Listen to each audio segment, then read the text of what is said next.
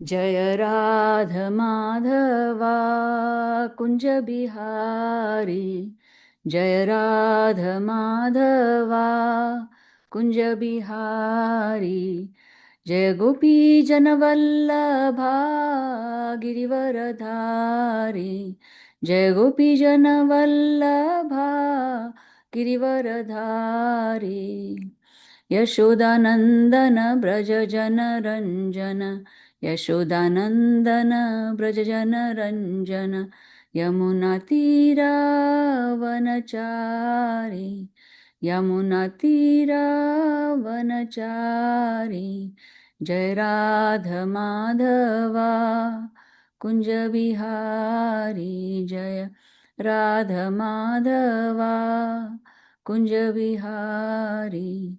हरे कृष्ण कृष्ण कृष्ण हरे हरे, हरे राम राम राम हरे हरे, हरे कृष्ण कृष्ण कृष्ण हरे हरे, हरे राम राम राम हरे हरे, हरे कृष्ण कृष्ण कृष्ण हरे हरे, हरे राम राम राम हरे हरे, जय राधा गिरिधरी राधे, जय राधा श्याम सुंदर राधे, जय राधा दामोदर राधे, जय कृष्ण बलराम जय कृष्ण बलराम, जय कृष्ण बलराम जय कृष्ण बलराम, जय जगन्नाथ, जय बलदेवा जय सुभद्रा, जय बाल गोपाल बाल गोपाल, जय बाल गोपाल बाल गोपाल, जय गौरानिताय जय गौरानिताय जय गौरानिताय, जय जय प्रभुपाद जय जय प्रभुपाद, जय जय गुरुदेव जय जय गुरुदेव। श्री श्री राधा गिरिधारी भगवान की जय, श्री जगन्नाथ बलदेव सुभद्रा महारानी की जय, श्री गौर निताय की जय, श्रील प्रभुपाद की जय, गुरुदेव की जय। So as usual, before we begin the class, we'll be reading a small section from Srila Prabhupada's Lilamrita. I'll just go to where we left off yesterday. We have to.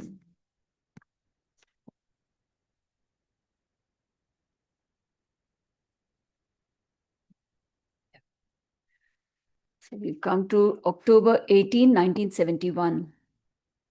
Having spent a busy 5 weeks in Africa, Prabhupada was ready to travel on to India.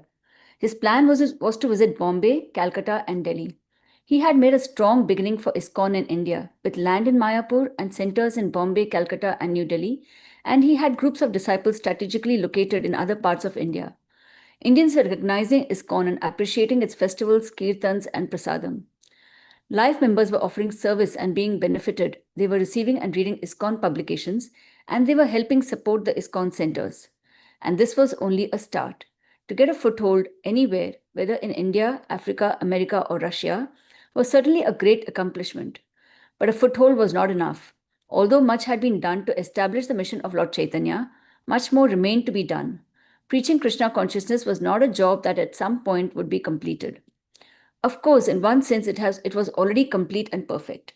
Prabhupada's preaching had always been successful, even when he had struggled alone in India to make his message heard through Back to Godhead magazine, the League of Devotees, and his translations of Srimad Bhagavatam.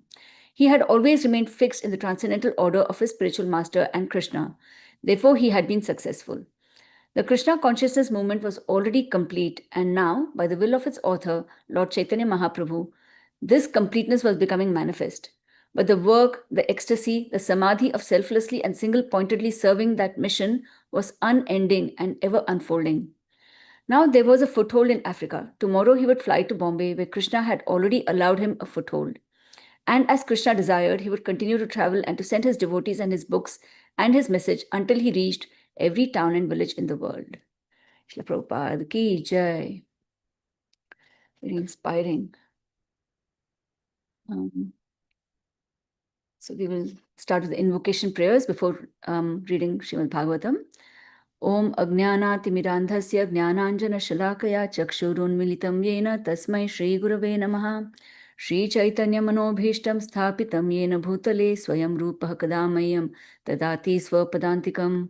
Vandeham Shri Guru Shri Yuttapadakamalam Shri Gurum Vaishnavamscha Shri Rupam Sagrajatam Sahagana Raghunathanvitam Tam Sajivam Sadvaitam Savadhutam Parijana Sahitam Krishna Chaitanya Devam Shri Radha Krishna Padan Sahagana Lalita Shri Vishakhanvitamscha He Krishna Karuna Sindho Dina Bandho Jagatpate Gopesha Gopika Kanta Radha Kanta Namostute Tapta Kanchana Gaurangi Radhe Vrindavaneshwari Vrishabhanu Sute Devi Pranamami Hari Priye Vancha Kalpatarubhyascha Kripa Sindubhya Evacha Patitanam Pavanebhyo Vaishnavebhyo Namo Namaha जय श्री कृष्ण चैतन्य प्रभु नित्यानंद श्री अद्वैत गदाधर श्रीवास आदि गौर भक्त वृंदा हरे कृष्ण कृष्ण कृष्ण हरे हरे हरे राम राम राम हरे हरे नम ओं विष्णुपादाय कृष्णपृष्ठाय भूतले श्रीमते भक्तिवेदांत स्वामिनिति नामिने नमस्ते सरस्वती देवे गौरवाणी प्रचारिणे निर्विशेष शून्यवादी पाश्चात्य देशतारिणे नम ओं विष्णुपादाय कृष्णपृष्ठाय भूतले श्रीमते भक्तिविश्रम माधव स्वामिन इति नामिने गुरुं गौरं गिरिश्रेष्ठं यो विश्रम्भेन सेवते माधवं तुलसी रामकृष्ण कीर्तिकरं स्तुवे मूकं करोति वाचालं पंगुं लङ्घयते गिरिं यत्कृपातमहं वन्दे परमानन्दमाधवं श्रीगुरुं दीनतारणम्. As usual, before we begin, we thank Srila Prabhupada for his books, the literature that is helping us understand all these great philosophy and this tattva. So, Srimad Bhagavad Gita as it is, Srimad Bhagavatam, Sri Chaitanya Charitamrita, teachings of Lord Chaitanya, and many, many more. Jai Srila Prabhupada. Om Namo Bhagavate Vasudevaya. Om Namo Bhagavate Vasudevaya. Om Namo Bhagavate Vasudevaya.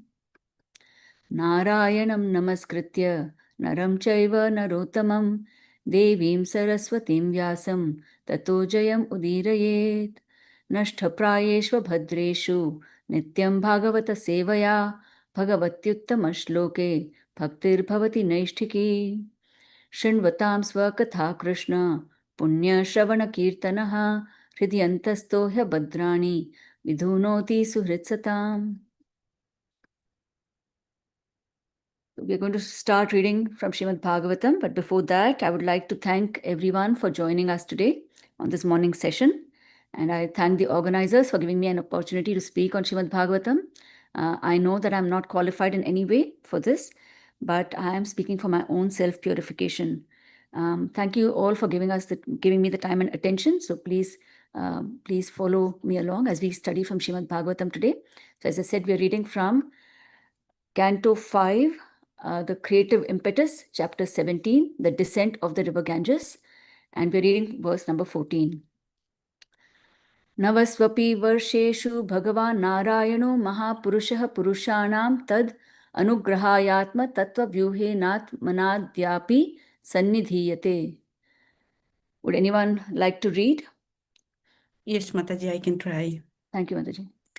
Navashu api varsheshu Bhagavan Mahapurusha Purushanam tat anugrahaya Atma tattvaena bhuhena Atmana adda opi sannidhiyate. Hare Krishna. Hare Krishna. Thank you, Mataji.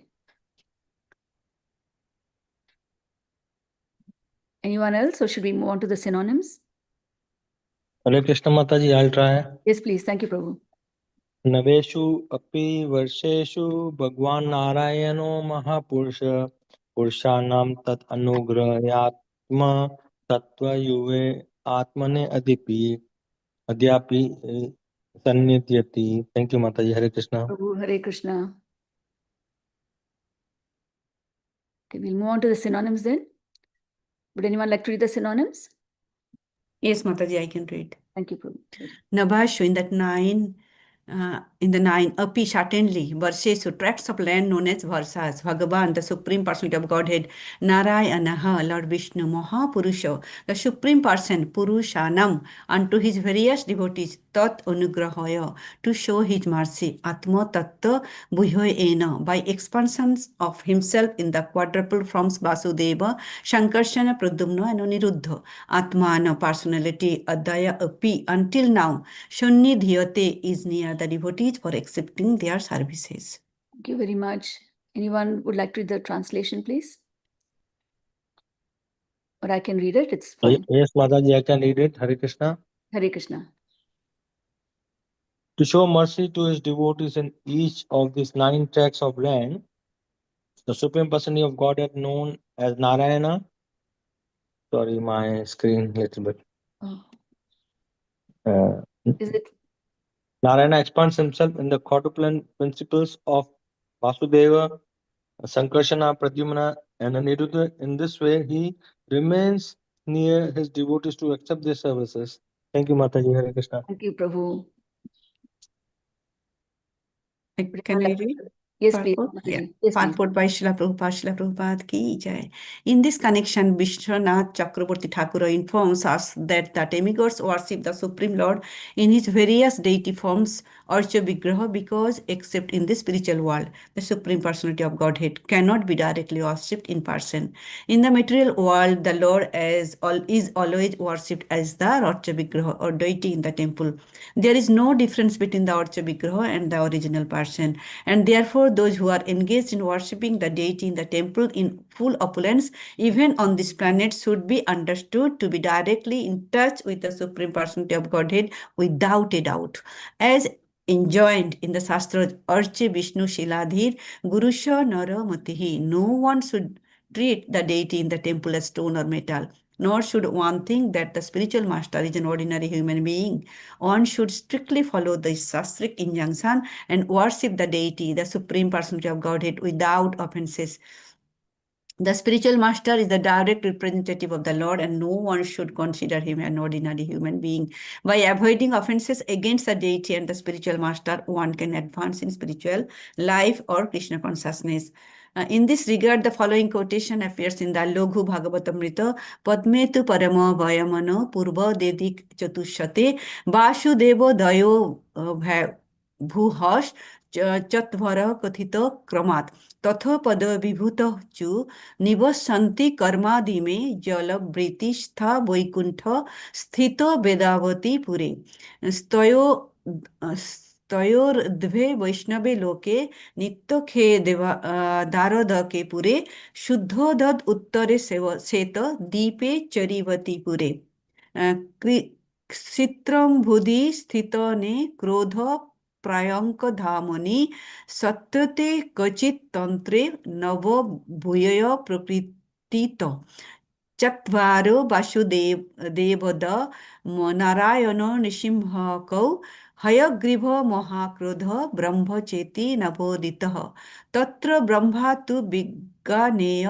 पूर्वोक्त विधय Hari. In the Padma Purana, it is said that in the spiritual world, the Lord personally expands in all directions and is worshipped as Vasudeva, Shankarsan, Pradyumna, and Aniruddha. The same God is represented by the deity in this material world, which is only 1/4 of his creation. Vasudeva, Shankarsan, Pradyumna, and Aniruddha are also present in the 4 directions of this material world. There is a Vaikuntha Loka covered with water in this material world, and on the planet is a place called Vedavati, where Vasudeva is located. Another planet known as Vishnu Loka is situated above Satyaloka, and there Shankarsan is present. Oh, similarly, in Dwarka Puri, Pradyumna is the predominator. Yes, on the island known as Shetadipa, there is an ocean milk, and in the midst of the ocean is a place called Airavata Vatipura, where Aniruddha lies on Ananta in some of the Satvata Tantras. There is a description of the 9 verses and the predominating deity worship in each Vasudeva, Shankarshan, Pradyumna, Aniruddha, Narayana, Nishimha, Hayagriva, Mahavaraha, and Brahma. The Lord Brahma mentioned in this connection is the Supreme Personality of Godhead. When there is no fit human being to empire as Lord Brahma, the Lord himself takes the position of Lord Brahma. Tatra Brahma tu Vigganeha Purvakta Vidhaya Hari. That Brahmana mentioned here is Hari himself. Very good. Thank you, Hare Krishna Mataji. There's so much of content and so many different points brought out in this verse and in this purport. Yes. We'll see how much we can cover. I'll just repeat the translation once for my own benefit. To show mercy to his devotees in each of these 9 tracts of land, the Supreme Personality of Godhead, known as Narayana, expands himself in his quadruple principles of Vasudeva, Sankarshana, Pradyumna, and Aniruddha.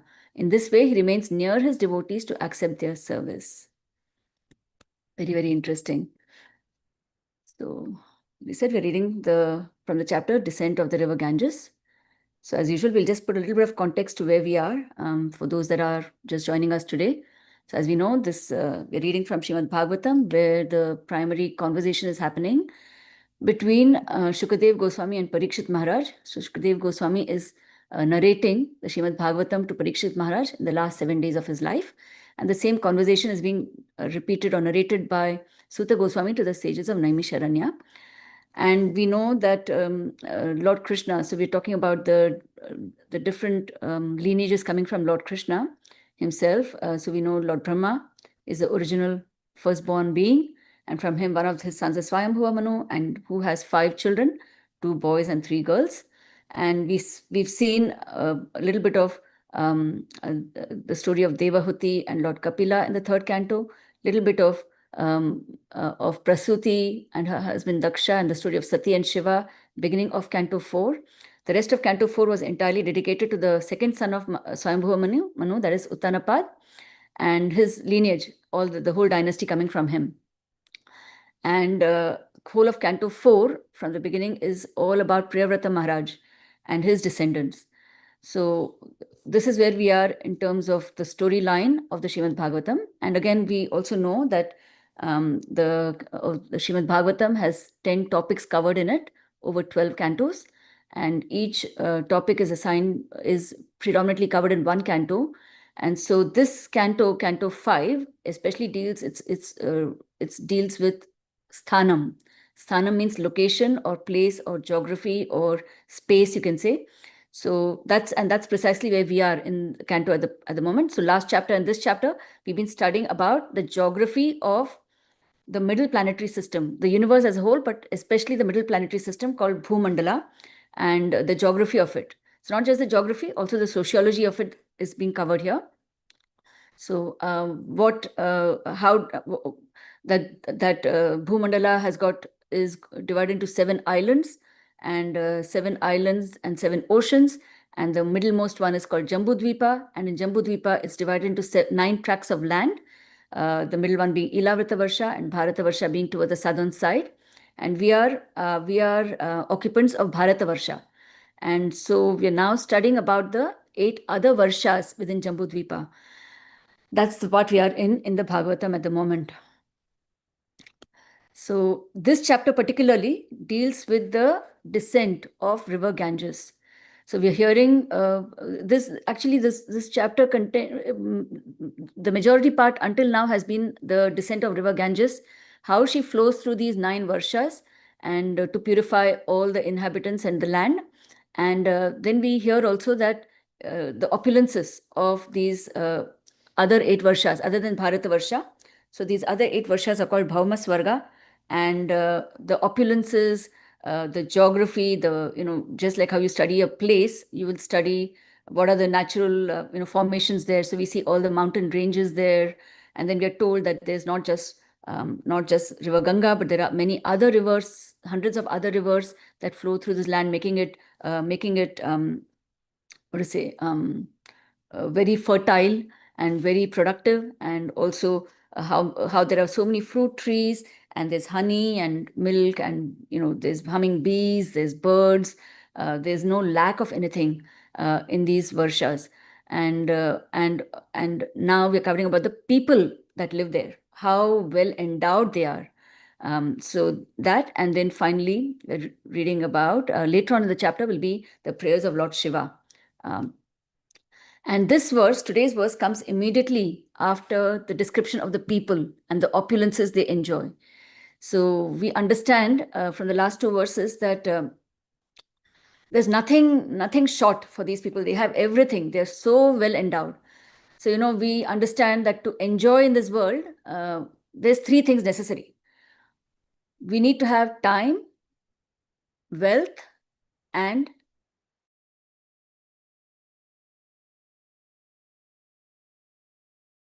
young. We have time, plenty of time. When you're in school and college, there's plenty of time. There's good health as well, but we don't have any wealth. We don't have any money. Then as we grow up in our middle age, we have wealth. We are earning now. We have wealth.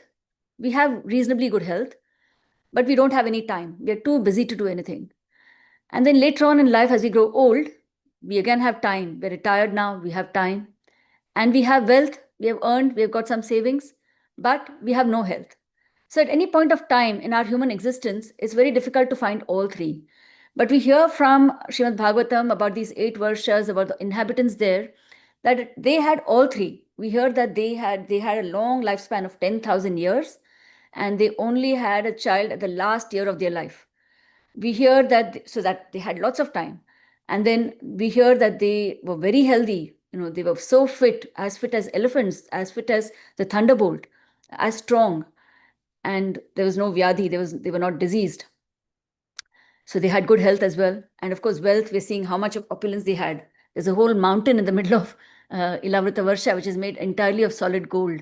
Many of the rivers also, they convert to gold. And, the inhabitants there, the denizens, the demigods, and even the other people that live there, they're able to make ornaments out of that gold. So obviously, there's plenty of wealth, health, and time for these people. And immediately after that, we hear today's verse. Today's verse talks about the presence of the Lord in these varshas. So the Lord, in the verse itself, the mention is of the Vyuha form. So we'll just briefly look at the different forms of the Lord. So we know that the Lord appears in 5 different forms. One is his original form called Para, how he is in the spiritual world. He himself in the spiritual world, in Goloka Vrindavan or in Vaikuntha, that's Krishna enjoying. And that is the Para form of the Lord. The next one is the Vyuha form, which is what is mentioned in this verse, that the original personality expands, and his quadruple expansions are Vasudeva, Sankarshana, Pradyumna, and Aniruddha. So we hear in this verse that these quadruple forms are existent in this universe, and in the purport we see where they are existent, in different parts, exactly where they're located is also mentioned. So these Vyuha forms. Then we have the Vaibhava forms. Vaibhava forms means the forms in his different avatars. So the Lord may appear as Narsimadev to vanquish Hiranyakashipu. He may appear as Varahadev to save Mother Earth and to kill Hiranyaksha. Vamanadev. Then we have Matsya, Kurma. All these are Vaibhava forms of the Lord. So they all appear at a certain time and then do their work and they disappear. So they're not permanently available in this material world. Then we have the Antaryami. The Antaryami is the Lord as the super soul, in the Vishnu Murti as a super soul in every atom, every molecule, and every cell in this world. So he is everywhere, you can say, constantly there in the material world. But unfortunately, we don't have access to him because we are not cognizant, we're not aware of his presence. And finally, we have the Archa form. The Archa form is the Lord in the form of his deity. So of these 5 forms, we understand that for us as common people, just living normal jivas every day going about their life, the 4 forms, Para in the spiritual world, Vyuha, the 4 quadruple expansions, Vaibhava, which is the different incarnations, the Antaryami, these are not accessible because we are not able to approach them or they're not we are not able to perceive them with our senses. But the Archa form is unique, because the Archa form, we can perceive the Lord with our senses, with our mundane senses. We can see him, we can serve him, and we can basically be aware of his presence. And this Archa form is also very special, because it is said that the other four, like the Archa form, is the condensation of all five forms. So the other four forms are also manifest within the Archa form. So when you worship the deity, you're actually worshiping the Lord in the supreme abode. You are worshiping the super soul, you're worshiping the different avatars, you're worshiping the quadruple expansions. They're all condensed within the form of the Archa Vigraha. Now, then there's a, you can have a thought, people say idol worship. So what is the difference between the deity and the idol? So there's a very nice article by Bhakti Vinod Thakur in the Gaudiya magazine. He has written a Bengali article which has been translated to English, and I happened to see it. Very interesting what he writes. So he says that obviously, it is very limiting to say that the Lord cannot come in the form of a deity, because the Lord is, he is everything. Whatever, it would be very limiting to say that the Lord cannot appear in the form of a deity. Because if you say he's everywhere, then yes, why can't he be in the deity as well? So you can't limit the Lord and say that, Lord, you cannot come in this form. You can't come in a personal form. That is very limiting. Besides that, he says that how, for example, if you know somebody and say you want to make a representation of that person, then you can take a photo of him, and that photo would represent the person. Or you can make a picture or drawing of the person, and that picture would represent the person. Why? Because you have seen that person, you know how he looks, and therefore whatever representations you make of him would also be representative of the original. So similarly, what Bhakti Vinod Thakur argues is that there are people that have seen the Lord and are seeing the Lord, and therefore whenever they describe the Lord, and then and based on the description, when there are deities carved, then these are true representations of the original, because these people are seeing the Lord, and they know what he looks like and what he sounds like and what he does. So whatever when we do it based on that, then it is authentic. We know, the story of the three deities, Radha Madana Mohan, Radha Gopinath, Radha Govind Devji. We know how they manifested, right? The great grandson of Krishna, he wanted to, long after Krishna's leaving disappearing from this material world, he wanted to make a deity of Lord Krishna for worship. And who did he approach? He approached Uttara, because Uttara was the sole surviving person from the time who had actually seen Lord Krishna face to face. And then based on her description, he carved out a deity. And when she saw the deity, she said, "Oh, the feet are looking exactly like Lord Krishna's." And that was Lord Radha Madan Mohanji. Then she said the chest, he made another set of deities. And then Uttara said, "Oh, this is, the chest part looks identical." And that became Radha Gopinath. And then finally, Radha Govind Dev Ji, where the face was identical to the Krishna she knew. And so thus these deities became manifest. So they're all based on somebody's having actually seen, or somebody actually seeing the Lord. And so then that is genuine. There are many others who would make, when somebody makes carvings, makes representations of what they believe is the Lord, without any faith or any idea of how the Lord looks, without any devotion, then obviously it's all concocted. It's all imaginary forms. Somebody might say, that the consciousness is God, and then they just fabricate a form of that consciousness. Or they might just make some forms of some demigods and say that's the Supreme Lord, without having any understanding, or with the full knowledge that they're just using this form for temporary worship so that they can progress spiritually. But when they, according to them, when they've achieved Brahman, then they discard the form as being illusory. That is not deity worship. And so there are some others who would say that the soul is God, and that is also very offensive. That any jiva is God, that is very offensive. And then any forms they make with that kind of understanding is not really a deity. Let's move on from here. So now let's look at this process of Archanam. So Archanam is one of the 9 processes of bhakti, of devotional service, as we know, Shravanam, Kirtanam, Vandanam, Archanam. So of these 9 processes, Archanam is one of them, a very, very important limb of devotional service. And in this case, we can see that the denizens of these 8 Varshas, they are full of opulences and they're fully capable and are enjoying all the time. And we see that they are actually, we heard yesterday that they are actually very, very, very pious people who, because of their piety, have enjoyed for a long time in the Divya Swarga, the Swarga Loka. And then after their pious credits began diminishing beyond a certain level, then they come down to this Bhauma Swarga and they're enjoying there. And then, of course, when all their pious credits will expire, then they will come back to Bharatavarsha, the Karma Bhumi again. And then they might, we never know. We can go up and down. Sometimes we might go to hell, sometimes we might go to heaven, sometimes you might be in these Varshas. So up and down and up and down, this cycle never ends.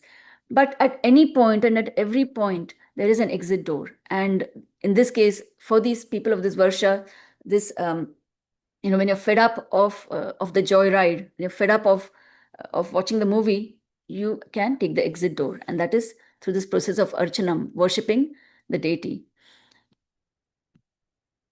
So then there's a little, I heard a very nice class by His Grace Gauranga Prabhu.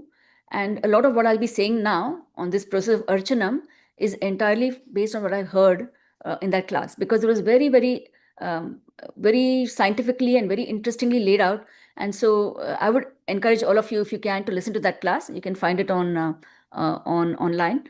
And it basically covers this process of Archanam very well, Archa worship. So he talks about Archana and Bhajana. So what is Archana? Archana is the formal and regulated way, established practice or way to express our respect and service to the Supreme Lord. And versus Bhajana. Bhajana, he says, is where somebody has got a very strong personal, developed a very strong relationship with the holy name of the Lord. And then it's more spontaneous how they reciprocate with the Lord. But the Archana process is very, very regulated and very formal and defined. So nothing whimsical about the Archana process. You've got to follow the certain process that's been laid out. And we also know that deity worship, is one of the, Bhakti Rasamrita Sindhu, Rupa Goswami has laid out 64 angas of bhakti, 64 angas of devotional service, of which the last 5 are considered the most important. And the last 5, number 60 to number 64, one of them is deity worship. And we see the same is also there in the Chaitanya Charitamrita, Madhya Leela. Kaviraj Goswami quotes Chaitanya Mahaprabhu himself as saying this, where he's giving his instructions. So we have Madhya Leela 22.128. Sadhu Sangha Nama Kirtan Bhagavat Shravan Mathurava Srimurtira Shraddhaya Sevan. One should associate with devotees, chant the holy name of the Lord, hear Srimad Bhagavatam, reside at Mathura, and worship the deity with faith and veneration.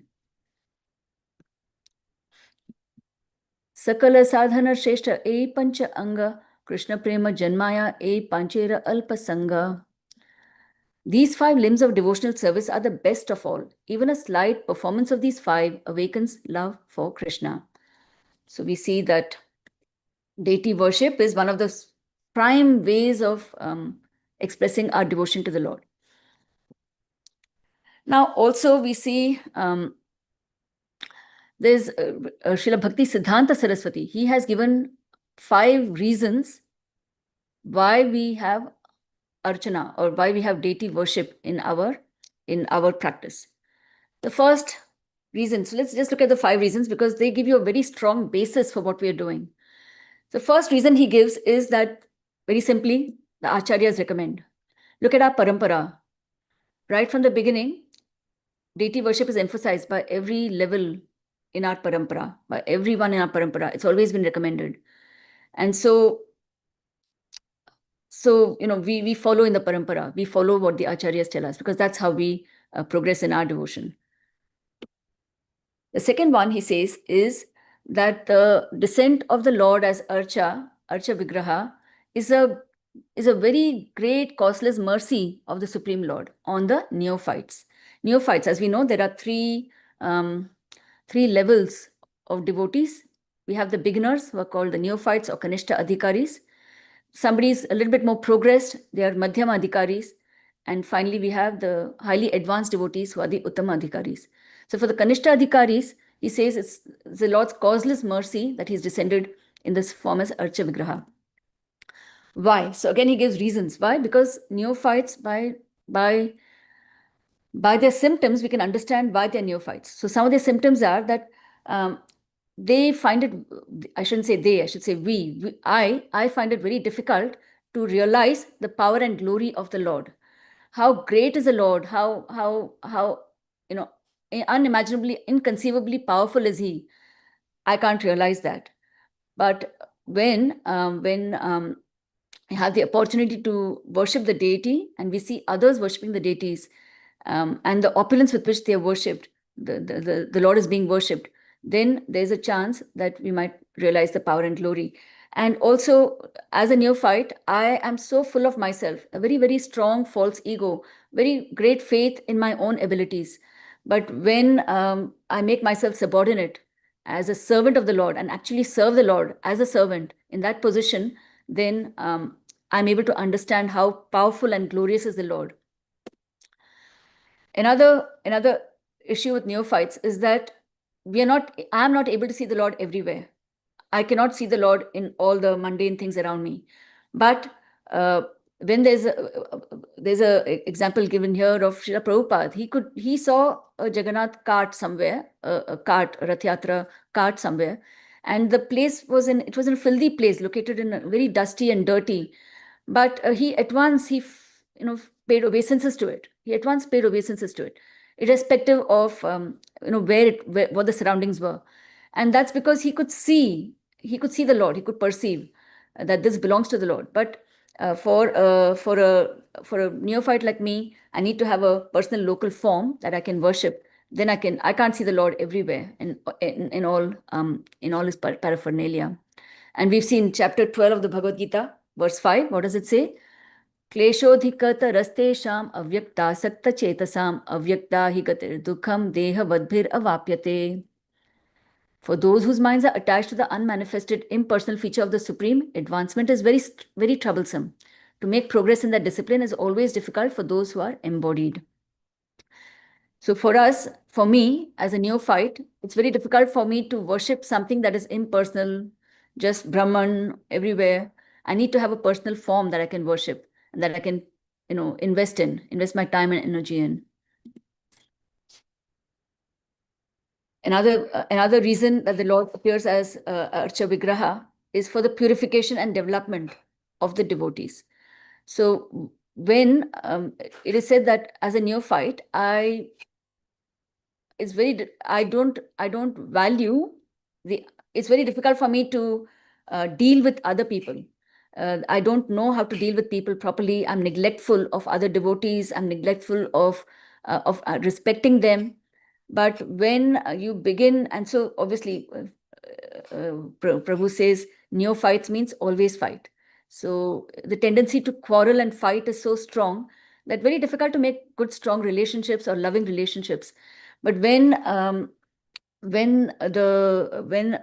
neophyte like me starts engaging in the process of archanam, worshipping the Supreme Lord, then gradually over a long period of time, purification does happen. Associating with the Lord, also awakens lots of knowledge, and maybe the purification process itself leads to me being able to appreciate other devotees, seeing others also as servants of the Lord, and that we have a mutual common goal, which is to serve the Lord and to please the Lord.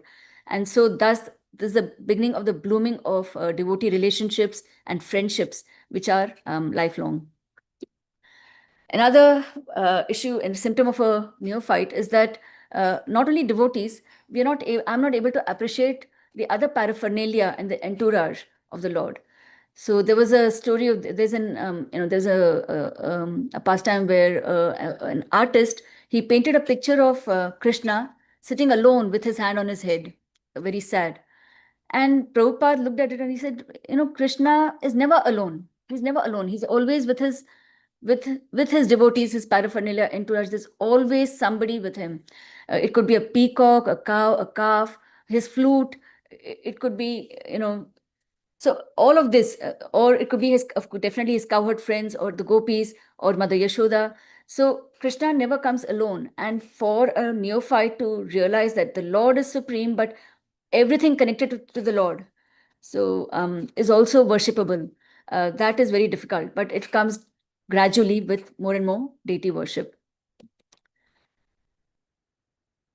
The first rationale, as we said, was the acharyas recommend. Second is that the Lord's causes mercy on the neophytes. The third reason for archana is that the process of archanam cures my tendency for sense enjoyment. So naturally, just as a normal person going around this world, whatever I look at, I'm just looking at it in terms of my sense enjoyment. How can I exploit this for me to enjoy, of extended for my family to enjoy? It just goes up to that.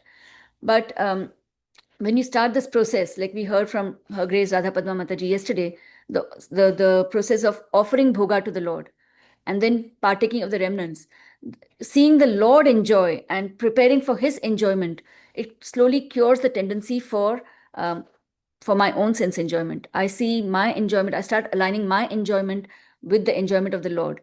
And that is a very, very, very positive thing in devotional service, because we have to give up our false ego, and we want to come into our real ego, which is servant of the Lord.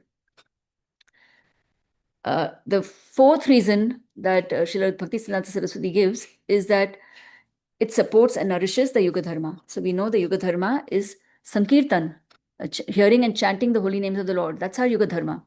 Then why do we do Archanam? So to this, Bhaktisiddhanta Saraswati explains that because, like, when you look at the different angas of devotional service, the different limbs of devotional service, so hearing and chanting is definitely like the soul. It's the soul of devotional service.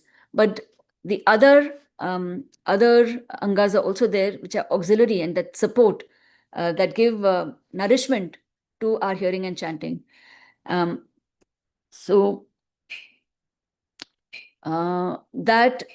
the fourth reason. It supports and nourishes the Yuga Dharma. And one thing Srila Prabhupada says also in this is that, I as a neophyte, I can be quite unsteady in my mind. Unsteady, I have material contaminations, and I have a tendency to do non-devotional activities. So all these tendencies reduce, the unsteadiness of the mind reduces, and the mind becomes more steady and focused when you engage in the discipline of archanam or deity worship. And finally, the fifth reason he gives, a very, very strong reason, is that the process of archanam offers eternal protection, life after life. In any lifetime, if you have served the Lord, engaged in this process of archanam, then no doubt it will help you in your future lives as well. So the example given here is of Gajendra. Gajendra remembered the prayers he composed for his deities, for the Lord in his previous life as King Indradyumna, and it helped him in getting moksha, from the famous Gajendra Moksha prayers. And similarly, Bharata Maharaj, whose story we've just recently completed in the Bhagavatam, that he remembered, even as a deer, he remembered the worship that he had done to the Lord in his previous life. Prabhu quoted a couple of very nice verses. I couldn't find the references for them, so I'm not quoting them here. So these are very strong reasons. First, the acharyas recommend. The second is the mercy on the neophytes. It cures the tendency for sense enjoyment, supports and nourishes the Yoga Dharma, and finally, it offers eternal protection to us. Now, with the above discussion, you might think that, oh, so mercy on the neophytes, does it mean it is only for neophytes? No. So this is where we understand that it is not only for neophytes. Deity worship is for everyone. It is universally beneficial. So initially, when we are new to deity worship, we may look at the Lord and say, oh, this is a representation of the Lord. But as it progresses, we can see the Lord actually standing there, taking service from us and reciprocating with us. And we know the stories, very famous stories of Sakshi Gopal. See how the old Brahmana and the young Brahmana, they go to Vrindavan, and the young Brahmana, the old Brahmana promises with Lord Gopal as the witness that I promise to give my daughter to this young Brahmana. And then later on, he goes back on his word. And then the young Brahmana goes back to that Gopal deity. He says, you have to come and bear witness. So deity Gopal, what he tells him, oh, what do you mean come and bear witness? Whoever has heard of a deity walking? Then the young Brahmana says, but whoever has heard of a deity talking, if you can talk to me, then you can certainly walk behind me. And so Gopal actually walks behind the young Brahmana and goes and gives Sakshi or witness. Story of Sakshi Gopal, very, very beautiful story. And similarly, there's the pastime of Madhavendra Puri and Gopinath. Gopinath, he's passing by that temple and he sees the wonderful kheer being offered to Lord Gopinath, and he thinks, oh, and it's just in his mind, oh, if only I could taste that kheer, I can make something similar for my Gopal in Govardhan. And then immediately Gopinath hears him in his heart and he reciprocates. He hides, he steals a pot of that kheer just for Madhavendra Puri. So these are like, these are very, very advanced devotees. They are reciprocating with the Lord. The Lord is reciprocating with them in person. And they are fully engaging in deity worship. So it is for everyone. And in this verse, there's a brief mention also of the vision of the deity and the vision of Guru. So Prabhupada mentions that we should not think of the deity as just stone and we should not think of the Guru as just an ordinary person. So even our vision of our Guru changes with spiritual progress. So in the initial stages, we may think of the Guru as a representation of the Lord, and also but he's a jiva. That's my understanding. But as I engage in this process of deity worship, as I progress spiritually, then the vision will change. It changes to he's not just the representation of the Lord, he's the embodiment of the Lord's mercy in this material world. That's the vision. A couple of days back, I saw a very nice meditation, Prabhupada's meditation by Kurmadas Prabhu, and was very, very beautiful. So I thought I should quote it here. It says, Hey Guru Jnanada Dina Bandho, Swananda Dataha, Karunaika Sindho, Vrindavanasina Hitavatara, Prasida Radha Pranaya Prachara. O spiritual master, O giver of divine wisdom, O friend of the fallen, you are the giver of your own bliss, and you are the only ocean of mercy. Although dwelling in Vrindavan, you have descended for the welfare of fallen souls like myself, and you are preaching the divine love of Radha for Krishna. Please be kind upon me. So that's a very, very beautiful prayer for our Guru. Very beautiful. And then just a couple of other points is that preserving the quality of deity worship. Sometimes, if you are burnt out, if you are doing it for a long time, then you might find that the worship that you do might become mechanical or ritualistic. So what we can do to prevent that is to invest in the other four angas of bhakti also. So chanting, hearing the Bhagavatam on a regular basis, associating with devotees.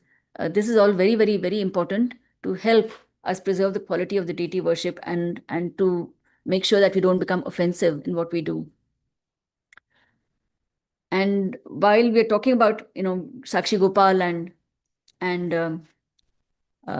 Madhavendra Puri and his Gopinath, these Leelas of the Lord as in the deity form are ongoing even now. So we know from Srila Prabhupada, the installation of the Jagannath deities, Jagannath Baladev Subhadra deities in San Francisco, how these deities were found in a thrift store. You can't imagine finding deities in a $2 shop over here. But that's where they were. They manifested there, and then from there, the actual deities were carved out, and how they manifested. We've read that in the Leelamrita. Similarly, we hear of the story of Radha Landanishwara. So in London, how the deities manifested. So there was a Hindu Samaj, and they were wanting to install deities, and the deities they got, the little finger of Krishna's hand was slightly chipped, and as per the Shastras, the Hindu Samaj people didn't want to install those deities. And then they called the devotees, and the devotees, Prabhupada immediately went there with 3 of his disciples. And as soon as he saw the deity, he knew they were the deities for their center. And he just asked casually the disciples, can you lift and see, can you carry? Are you able to carry? And each disciple picked up one deity, say, yeah, we can carry it. We are able to carry. He said, oh, very good. Just go and place them in the car. And before the Samaj people knew what's happening, he had left with the deities. And then after he got into the car, then he started offering the Brahma Samhita prayers to the deities. And he said later that this was the Leela of the Lord, to have a little chip on his finger. And that's how they manifested Radha Landanishwara. Similarly, in Australia, when the deities were installed, Prabhupada, the devotees that were there were very, very new. Some of them, the most experienced one, were probably just a few months into the movement. And Prabhupada gave them all first and second initiations to worship the deity. And before leaving, after installing the deities, before leaving from Australia, he just prayed to the deities, said, you please look after yourself. These people are new, they don't know. You please look after yourself. And then after 1 year, when he returned back, he was very pleased to see that the deities were effulgent, they were glowing, and the devotees had progressed very much in their devotional service. So similarly, like even now, I'm sure there are lots of leelas. Like if you ask the pujaris of our Radha Giridhari temple, Tilakini Mataji, I see so many of the other devotees also. I'm sure they must be having stories of the leelas of our Radha Giridhari, and how they reciprocate. So basically, with that, I'd just like to end today's class. That the takeaways for us from this session, basically for me, was that I must realize how precious this opportunity is for deity worship, and therefore make the most of it. Make the most of this very, very available exit door from this material world. So thank you very much, dear devotees, for listening to me very patiently. And I welcome any comments, questions, or even corrections in anything that I have said. Hare Krishna. Hare Krishna Mataji, Dandavat Pranam. Hare So Mataji. very nice class, Mataji, with so many points. Very Thank you so nice. much, Mataji. Yeah. Thank you very much. And beginning how you nicely discuss about that context. Yes, how the Ganga's flowing and how the Barsha and with the opulences and how people enjoy there with 8 verses. And you nicely tell about the time, wealth, health that Yes. cannot enjoy at a time, but that people can enjoy there. It's a very good point. And especially also Lord forms the 5 form. It's very, means just I'm imagining that Uttaraj, how he's telling this is Krishna's lotus feet, this is Krishna's chest. How nice, that you tell about the para, that spiritual form, how Vayu and that quadruple forms and Vaibhava's different avatars. And yes, Antarjami, we cannot see with every atom cell, but we can realize. And that's why we do the Orcha Vigraha.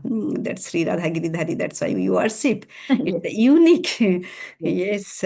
And especially you have told about that process of archanam. Very nicely you have told. This is actually really a exit door that Srila Prabhupada has given. And yes, we need that. We do the deity worship like authentative, and that is we get from our parampara, and that how Uttara has given the Radha Gopinath Govindaji and Madan Mohan. And that's so it is not idol worship; it is deity worship. Especially this process of Archana, we have told so elaborately that exit of the door from this world and from Jara Vyadhi Mrityu. And yeah, this is Archanam is formal and regulated way to express our prayer. And yeah, we have written about that nectar of devotion, 64 angas, and from there Chaitanya Mahaprabhu, these 5 limbs, and they are also Archanam, he has told. And that's lastly, you have told about the Bhakti Saraswati, is about the 5 regions. It's really what called appropriate and practical that we are doing. Acharya's, yes, Acharya's recommendation, the Srila Prabhupada has told, and Srila Prabhupada learned from his guru, and Bhakti Saraswati has learned from his guru, like it came to us. And yes, mercy. This is for mercy on Kanishta Adhikari. That Kanishta Adhikari is also how he is given the Kanishta Adhikari. You have given 6 points. That's good. Very good. That's power and glory of Lord, and it's a personal Lord from yes, that impersonalism, how they say of Bhakta, we cannot see. There's sometimes we ask our friend, Muslim, you are praying, and if that Lord has no ear, how he is listening? Then he smiles to me. So that's why also Brahmajyoti we see on the light. So if we are seeing the deity, sometimes we forget how they remember. Even also after our grandfather, grandmother Yeah. passed after 10 decades, we cannot remember even seeing his or her, and we also service, but still we forget. So it's very important for that archana deity form. And it's also, yes, it's make that relationship to our duty. Even in our home deity, we think, oh, we did not give the food to today to him or to her, it's actually make that personal relationship. Mm. And also it's purify our hearts, of course. And yeah, that deity form is coming for here, that to give up our false ego. Yes, we think he is the supreme personality Godhead and we are the Das. This is for our purification. And yes, support and nurture the Juga Dharma, and offers the eternal protection. These 5 points from Bhaktisiddhanta Saraswati have told very nicely. And also we know how Gajendra Moksha, you have given the example, Bharat Maharaj, Ajamil. Oh, And yes. that's why, yeah, 240, that Krishna has told, Navi Kramanashasti Prattahana Vidyate Salpa Sa Alpa Salpam Api Asya Dharmasya Trayate Mahatabhara. Atu, yeah. Means a little bit, if we do, he never forgets. Yeah. So it's the universally benefits. And yeah, that also we should always pray to the Lord, and this is that the deity form. And how to qualitatively we have to do deity worship. That's we know from the ABCD Association books, reading and chanting and devotional service in the end you have told. And yes, that's also very nice. I understand about how $2 of the deity manifests. Maluti Mataji brought that Yes, fast. Malati Mataji, correct. I forgot. And Yes. also Radha Londoneshwari Srijukta Dayal from Yes. the Hindu Samaj. He called that Prabhupada's group to, because he knows that they are looking for the Sri Radha Krishna's deity form, and how that also how is telling that like Srila Prabhupada kidnapped the deity. When he saw Quickly. that form, and he asked first, can you see Tamal Krishna Krishna? Can you see how heavy? I said, yes, Yeah. heavy, but we can lift. So Can carry. yes, immediately and Yeah. put it in the van. So yeah, it's so important, all these things. And very nice class today. Thank you, Mataji. Hare Krishna. Thank you So very many much. points. Hare Krishna. Summarizing so nicely. Thank you very much. Hare Krishna. If there's nothing further, then we can conclude today. Thank you very much, dear devotees. Hare Krishna. वाञ्छा कल्पतरुभ्यश्च कृपा सिन्धु भयवच पतितानां पावनेभ्यो वैष्णवेभ्यो नमो नमः। अनंत कोटि वैष्णव वृंदो की जय। तुलसी सेवा माता जी की जय। शिला प्रभुपाद की जय। गौर प्रेमानंदे हरि हरि बोल। All glories to assembled devotees. Hare Hare Krishna. Krishna. Thank you माता जी। हरे कृष्णा।